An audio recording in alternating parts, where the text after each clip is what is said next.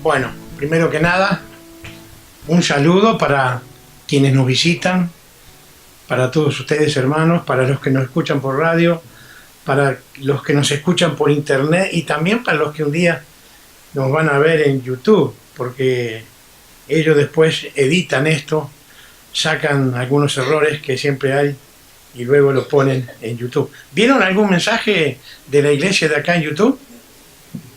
Es lindo ver otro, no es lindo verse uno.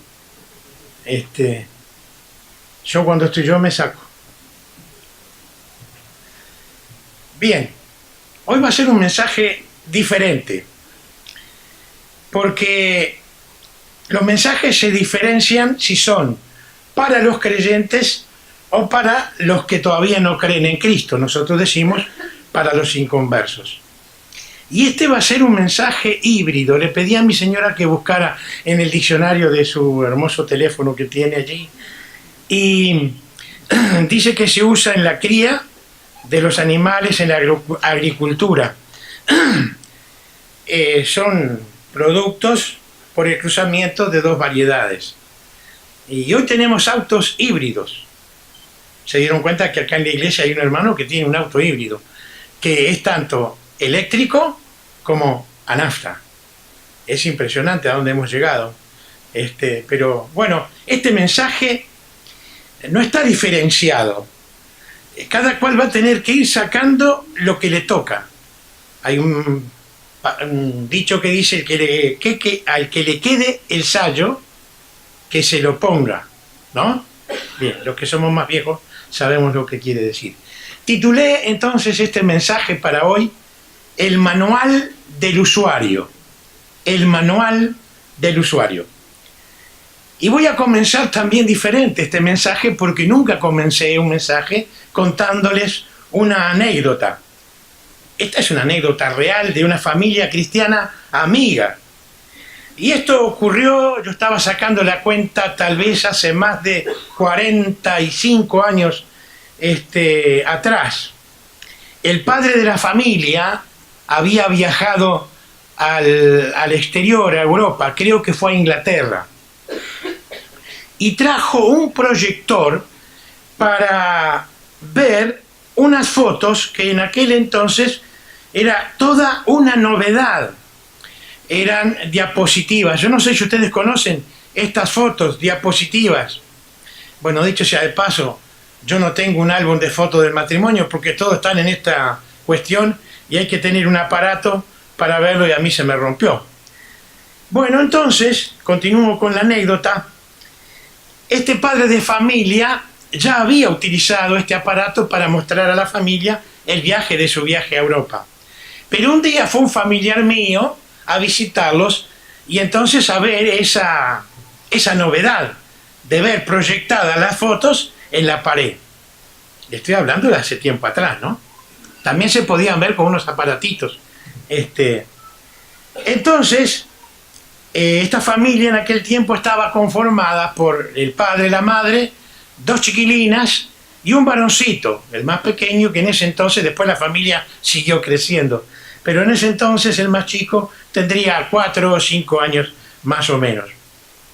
Entonces, cuando llegaron mis familiares para ver las fotos que había sacado, el padre los convidó a ir al comedor para estar más cómodos para ver las fotos. Entonces tomó el proyector, la cajita con las fotos y fue camino al comedor. Y atrás venía el más pequeño gritando: papá, papá. ¿Vieron cómo hacen los gurises? Papá, papá, papá, papá. Yo no sé, los míos hicieron eso el otro día. Jamie no se dio cuenta, estaba afuera y Marquitos de adentro le decía mamá, mamá, mamá, mamá 14.000 veces y Jamie en las nubes. Tuve que gritar yo: Jamie, te quiere decir algo. Bueno, esto ocurrió. Venía este guricito diciendo: papá, papá, tenés que ponerle esto también. Papá, papá, tenés que ponerle esto también. Y venía arrastrando por los cables un transformador de 220 volts a 110. Porque en Inglaterra la corriente es de 110. Pero el padre, como todos los padres, como conocemos, que no le hizo caso. Sentía una cosa que me molestaba, no se da cuenta, era su hijo que le decía, papá, papá, tenés que ponerle esto también. Entonces llegó, era muy enérgico, puso el proyector arriba de la mesa, enchufa y ¡puff! Explotó la lamparita que por supuesto había recibido el doble del voltaje para la que estaba diseñada. No pudieron ver las fotos, por supuesto. Ahora, yo pensaba que muchas veces nosotros incurrimos en la falta de no leer el manual. A ver, les hago una pregunta. ¿Cuántos de ustedes utilizaron taladros para hacer agujeros en la pared? ¿Cuántos taladros rompieron? Varios. Yo rompí varios. Ahora compre un taladro nuevo. ¿Usted se cree que yo voy a leer el manual? ¿Quién lo hace? ¿Vos lo hacés, Leo? No, porque ya usamos ese taladro. Pero ahora resulta, este taladro que compré es diferente. Tiene marcha adelante y marcha atrás. La vez pasada yo le daba y no me agujereaba, claro, la mecha giraba al revés. Entonces, ¿cómo va a ser el agujero? Además, tiene un rheostato que va de menos velocidad a más velocidad. Entonces, uno tiene que leer para ver cómo es la cosa. Así que, por lo general, casi todos los manuales dicen, lea, guarde y siga todas las instrucciones de este manual. Yo tengo uno porque le pedí, mi señora es muy meticulosa y guarda todo lo que compramos con la garantía y los manuales para esas maquinitas, electrodomésticos. Tengo, por ejemplo, el del televisor. Para muestra basta un botón. Dice, antes de utilizar el televisor, por favor, lea este manual detenidamente y consérvelo para futuras referencias. Yo armé la base del televisor, lo enchufé y no sabía cómo funcionaba porque no se veía ningún botón. ¿Qué tenía que haber hecho primero? Haber leído el manual y ver dónde estaban las cosas. Ahora, ¿qué pasa? Casi todos los manuales van a utilizar estas palabras. Cuando lleguen a casa, compruébenlo con los manuales que tengan ustedes. Dice, por ejemplo, lea atentamente, detenidamente, cuidadosamente.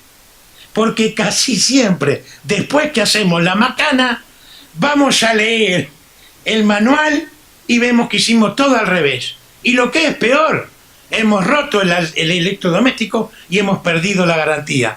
Porque cuando lo llevamos a cambiar y nos hacemos todos los inocentes, el tipo dice, pero mi amigo, usted hizo mal, esto no tiene garantía, punto. Así somos. No creo que sea yo la excepción. Pero lo que es peor, hacemos lo mismo con nuestra vida. Hacemos lo que queremos. No nos interesa lo que nos dicen los demás y menos lo que nos dice el fabricante, el que nos hizo. ¿Quién es? El creador, Dios. Él dejó un manual. ¿Cuál es el manual? La Biblia. Este es el manual. La Biblia muestra el estado del hombre pecaminoso. Le muestra el camino de la salvación a través de Jesucristo, que murió en la cruz y derramó su sangre para lavarnos. Les hace ver claramente la condenación para los que no quieren creer. También les habla de la felicidad de los salvos, de los creyentes por la sangre de Cristo y por haber creído en Él.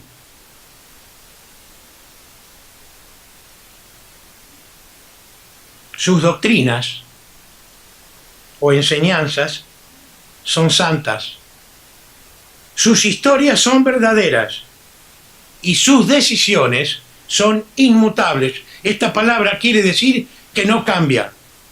Y nosotros leemos, no lo busquen, es un solo texto, Números capítulo 23, 19, dice, Dios no es hombre para que mienta, ni hijo de hombre para que se arrepienta. Él dijo y no hará, habló y no lo ejecutará, en la Nueva Semilla de hoy está este texto.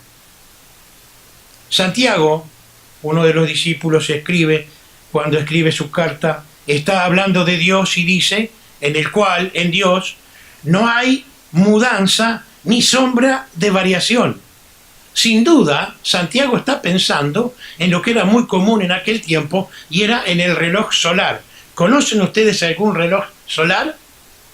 ¿Conocen?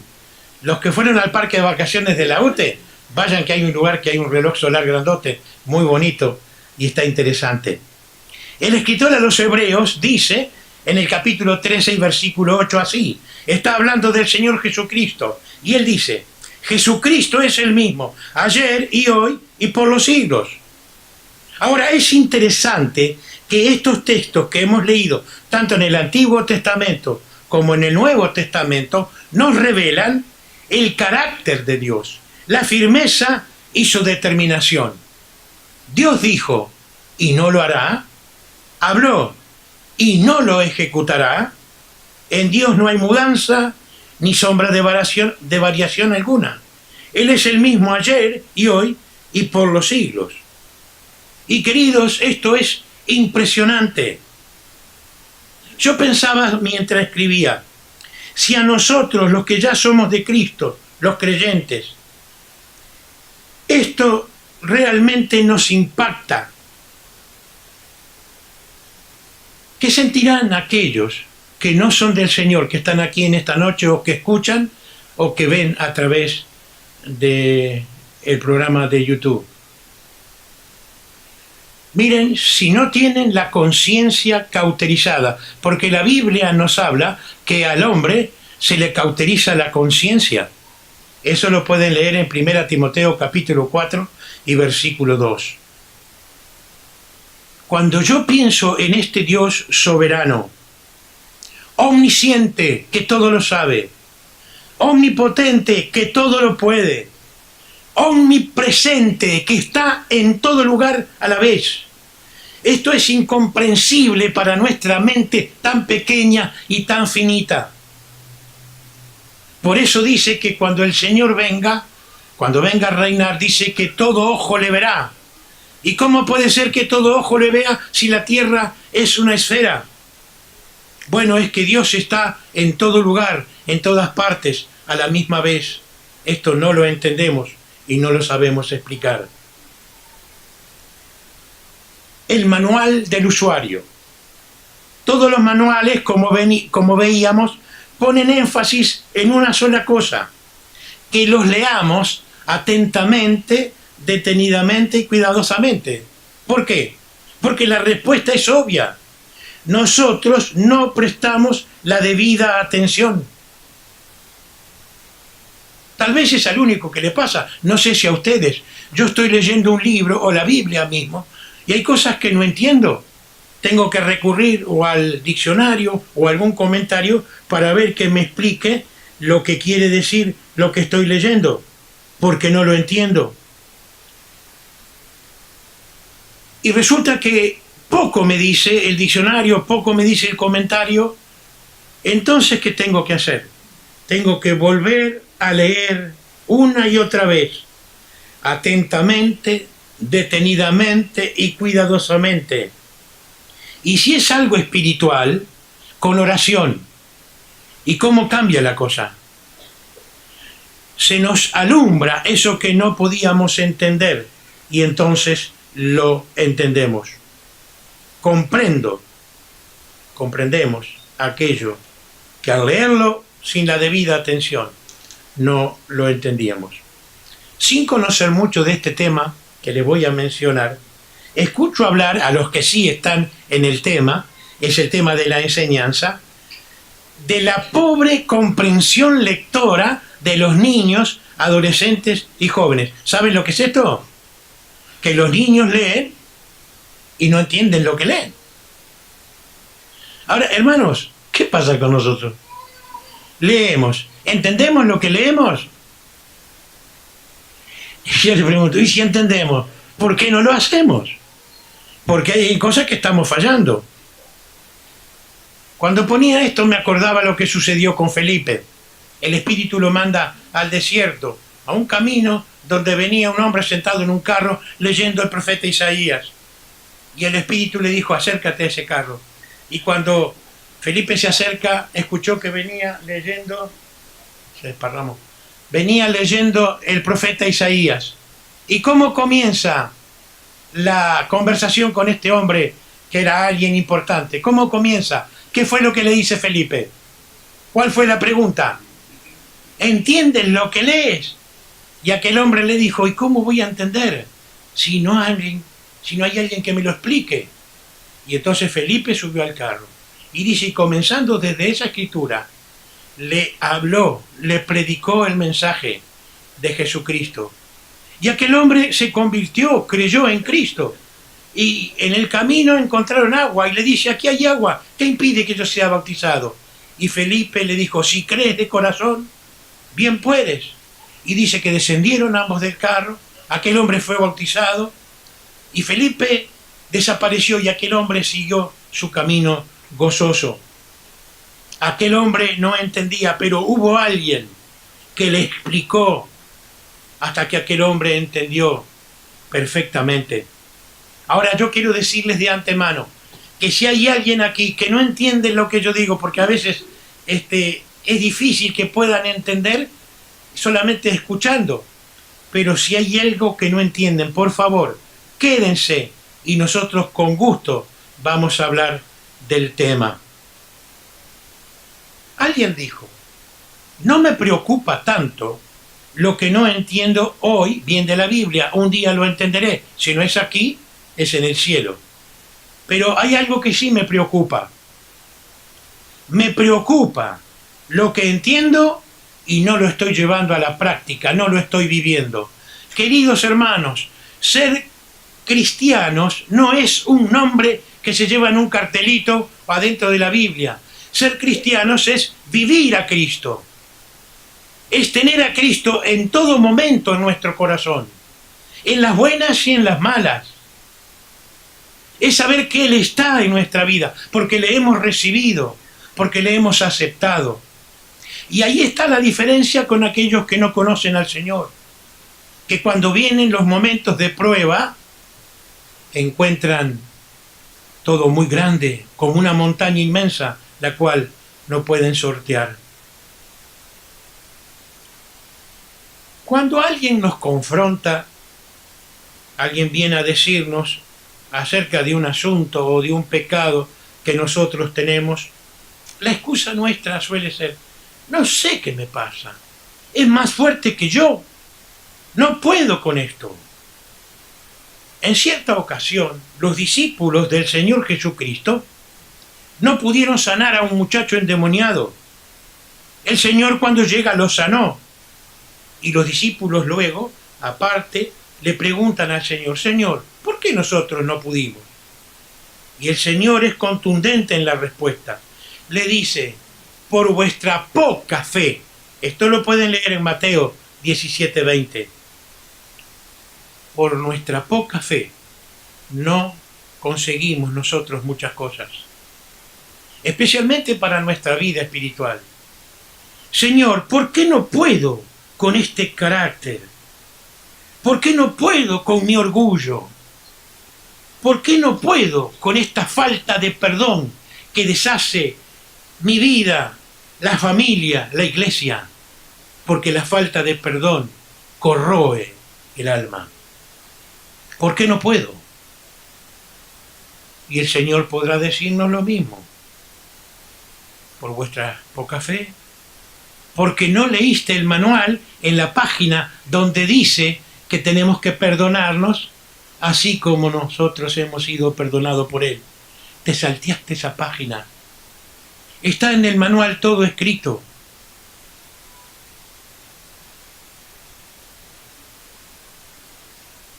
Orgullo. ¿Saben lo que es el orgullo? Dice el diccionario, orgullo es arrogancia, vanidad, engreimiento.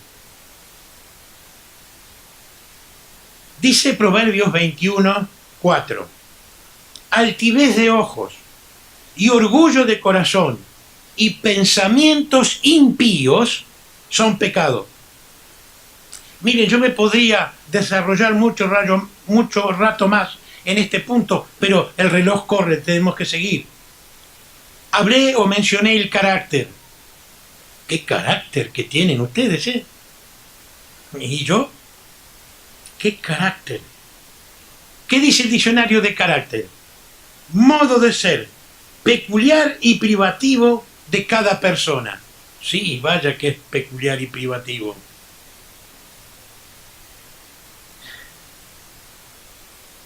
¿Cuánto habría para decir también de esto? Pero voy a cortar.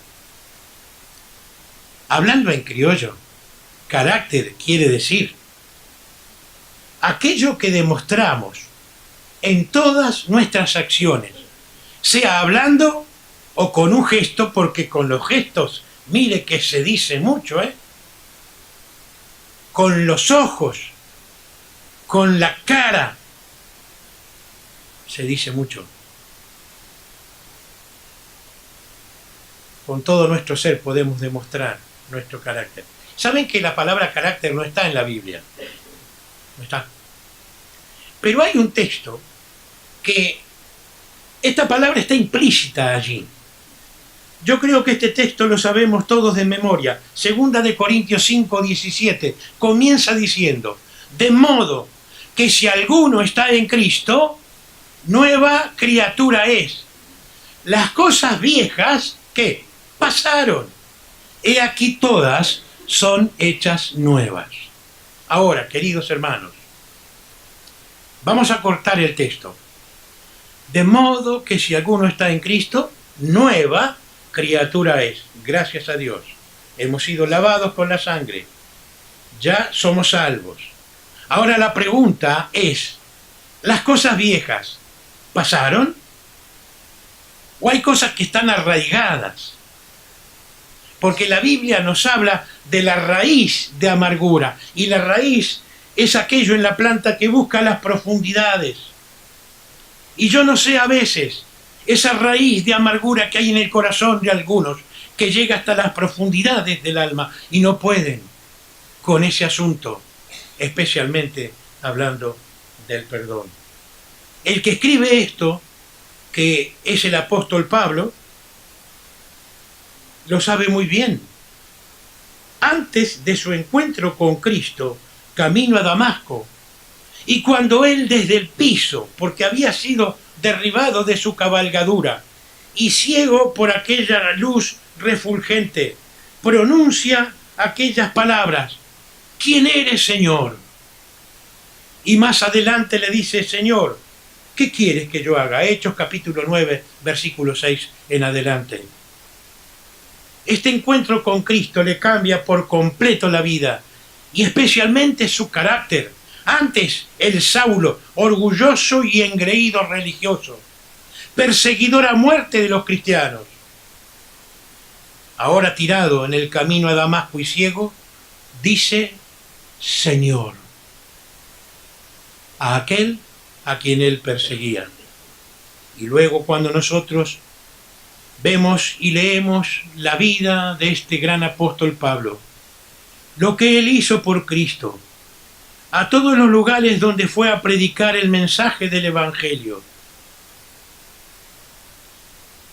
ahí encontramos el gran cambio que hubo en su vida, esa conversión genuina.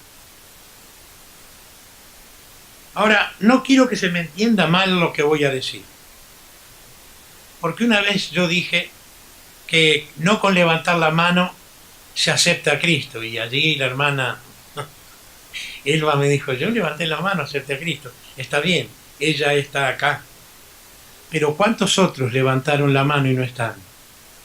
O sea, no es solamente levantar la mano y ser de Cristo. Tiene que haber una disposición en el corazón de seguirle y servirle. ¿Cuántos repitieron una oración y están acá? ¿Y cuántos repitieron una oración y no están acá? No les vimos más ni el pelo. Ahora yo me pregunto, ¿ellos estarán creídos que son creyentes? ¡Qué sorpresa se van a llevar! La Biblia nos dice en Romanos que se cree, lo voy a leer, Romanos capítulo 10, porque lo sé de memoria, pero quizás leer en algo. Romanos 10, del 8 al 10, dice el apóstol. ¿Mas qué dice? Cerca de ti está la palabra en tu boca y en tu corazón. Esta es la palabra de fe que predicamos.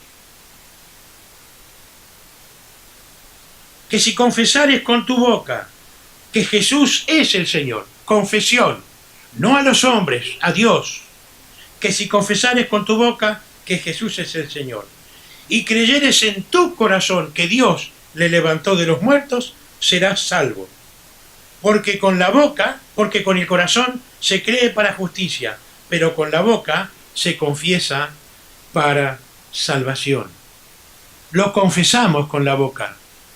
Cuando hablamos con la persona, sí, yo he recibido a Cristo, entiendo, Él murió por mí, yo creo en la obra redentora de la cruz, creo que la sangre que derramó me limpió, ahora soy un hijo suyo.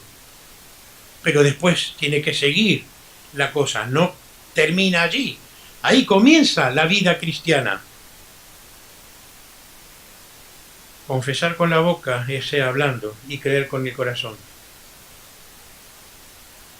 Una vez, un borracho se encontró con un gran predicador del siglo XVIII, que era muy famoso y reconocido, y le dijo con la voz quemada por el alcohol: pastor, yo soy un convertido suyo.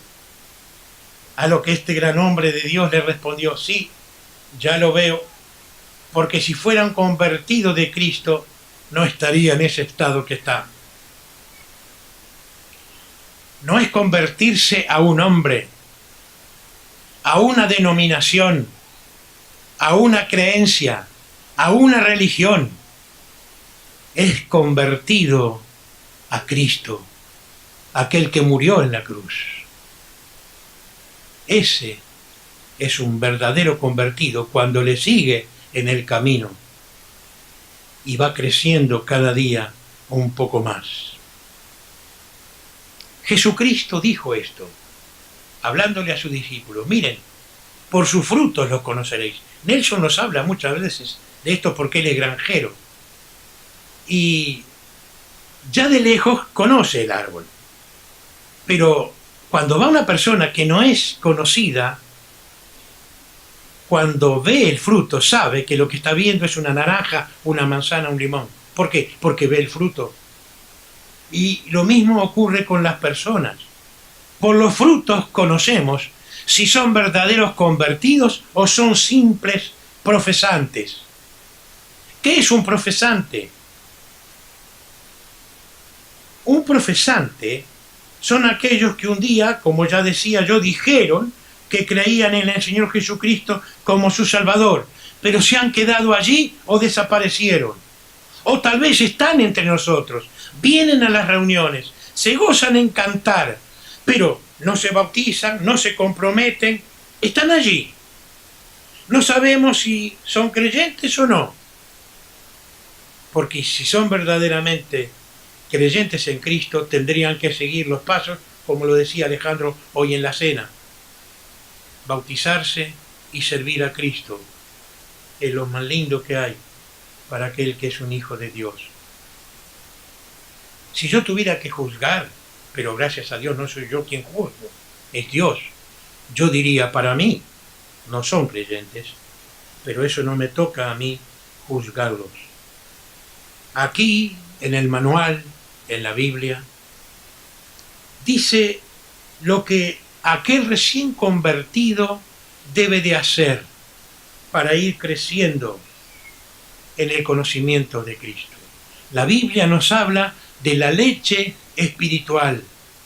Y luego que esa persona va creciendo, entonces comienza el alimento sólido, aquello que es más fuerte y que puede comprender mejor, para que pueda ir afianzándose en la vida cristiana en medio de este mundo que se está cayendo a pedazos.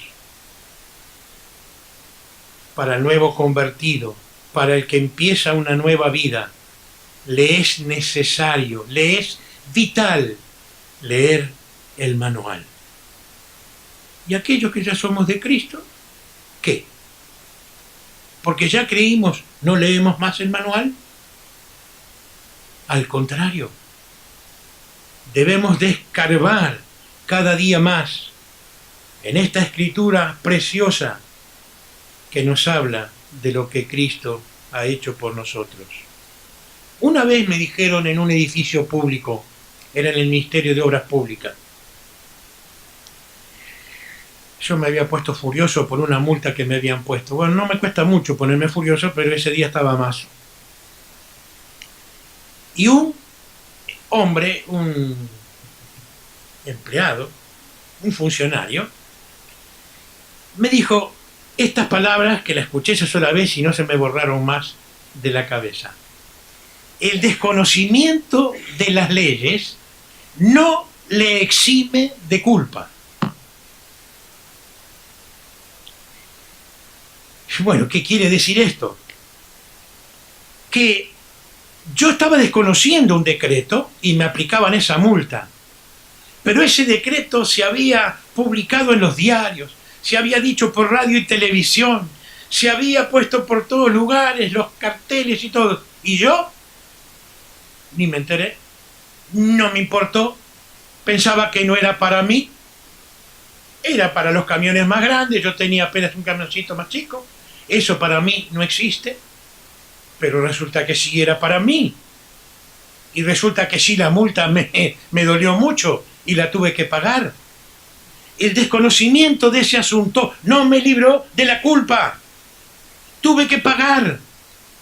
Habrá muchos que en aquel día querrán alegar ignorancia. No me enteré. Nunca supe de Cristo. Nunca me hablaron de ese Jesús que nació en Belén y que un día murió en la cruz. No me enteré. No podrán alegar ignorancia frente al gran trono blanco de Dios. Cuando una persona que no haya puesto atención intencionalmente, o que le haya pasado inadvertido el asunto, o que decididamente haya ignorado, la consecuencia no cambia. Con lo que respecta a lo espiritual, la Biblia dice, condenado. Condenado. Le ponen el sello. Está condenado. ¿Por qué? Porque no ha querido creer. Es muy claro lo que el Señor Jesucristo le dijo cuando aquel hombre Nicodemo vino a hablar con él. Lo tenemos en Juan. Evangelio según San Juan, capítulo 3, versículo 36. El Señor le dice esta palabra. El que cree en el Hijo, está hablando de su propia persona, tiene vida eterna. Pero el que rehúsa creer en el Hijo no verá la vida eterna, sino que la ira de Dios está sobre él. Esta palabra rehusar no es que se vuelve a usar muchas veces. El diccionario dice que rehusar es excusar, no admitir, no aceptar. Pero Dios, en su gran misericordia y por el amor con que nos amó a cada uno de nosotros, envió a su Hijo Jesucristo del cielo al mundo para un propósito, morir en la cruz. Dice en Romanos capítulo 5, versículo 8, mas Dios muestra su amor para con nosotros. ¿En qué? En que siendo aún pecadores, Cristo murió por nosotros. Y Él hoy está llamando amorosamente a aquellas personas que están aquí que no conocen al Señor, que dicen ser cristianos, pero ellos saben que no lo son. ¿Por qué? Porque siguen viviendo las cosas antiguas de la vida. Porque no hubo un cambio verdadero. Él está llamando en esta noche y lo hace con estas palabras. Mateo 11, 28. Venid a mí, todos los que estáis trabajados y cargados, y yo os haré descansar. ¿Saben? Yo pensaba, hermanos, esta invitación tanto es para creyentes como para aquellos que no son de Cristo. Nos llama a un descanso. Hermano, ¿qué cosa te preocupa? ¿Qué cosa te preocupa? Si un día lo vamos a tener que dejar todo. Depositemos nuestra fe, nuestra confianza en el Señor. Hay un texto que es hermoso, no quiero terminar sin leerlo. Segunda carta del apóstol Pedro, capítulo 3. Segunda de Pedro, capítulo 3, versículo 9. Dice el apóstol: el Señor no retarda su promesa de su venida, según algunos la tienen por tardanza, sino que es paciente para con todos, no queriendo que ninguno perezca, sino que todos procedan al arrepentimiento. Tú que estás aquí y estás nadando entre dos aguas, Dios es paciente, está esperando a que te arrepientas, a recibir a Cristo como tu Salvador. Esta palabra arrepentíos fue tanto usada como Juan el Bautista cuando comenzó su ministerio, como por el mismo Señor Jesucristo. Aquellas palabras, arrepentíos, ¿por qué? Porque el reino de los cielos se ha acercado.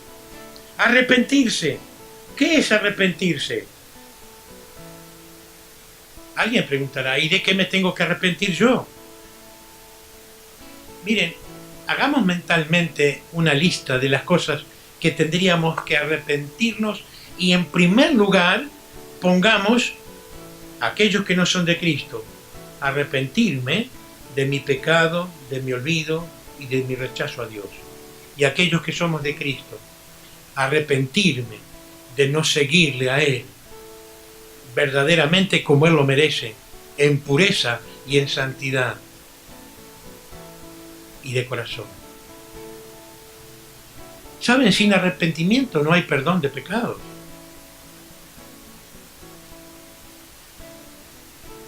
Pablo estaba en Atenas y dice que su corazón ardía viendo a la ciudad entregada a la idolatría.